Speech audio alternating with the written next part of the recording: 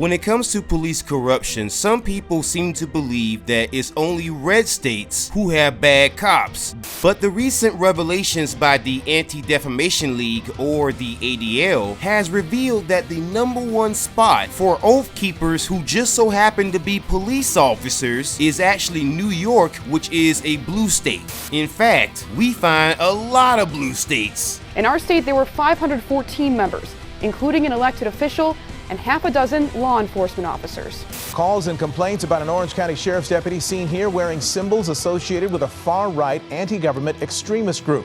And if you're surprised, well, don't be, because when it comes to police misconduct and police officers joining extremist groups that target black people specifically, well, it turns out that blue states are actually #1 when it comes to that. And when you think about some of the more recent news about deputy gangs in Los Angeles, well, it kind of makes sense, because you have so many law enforcement officers in the state of California who are a part of deputy gangs that it becomes impossible to make a counter argument against the idea that blue states actually have the worst cops.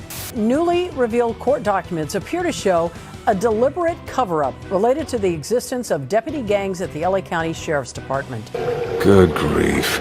We'll look at California, which is a notorious blue state. But it turns out that when it comes to police misconduct, that state is also notorious. Like, for example, if you look at this Washington Post release, you'll see that when it comes to police misconduct settlements, Los Angeles alone demonstrates the problems. And I want you to just look at those numbers and ask yourself, is that reasonable? Good grief, really? And the Washington Post even gave us some of the officers that were involved in some of those misconduct settlements. And if we look at this list of federal consent decrees that are issued either voluntarily or involuntarily to cities across America due to the misconduct of their law enforcement, we find out that the LA County Sheriff's Department and LAPD have both been under federal consent decrees. And when it comes to the oath keepers, well, it turns out that California has 3,077 of them, with 24 of them being known to be police officers in the state of California. And it turns out that the majority of oath keepers who just so happen to be cops are not in states like Texas, but instead New York. And so in conclusion, we can see that when it comes to bad cops, blue states are #1 and therefore does not deserve the votes of black people in general. It's time to stop!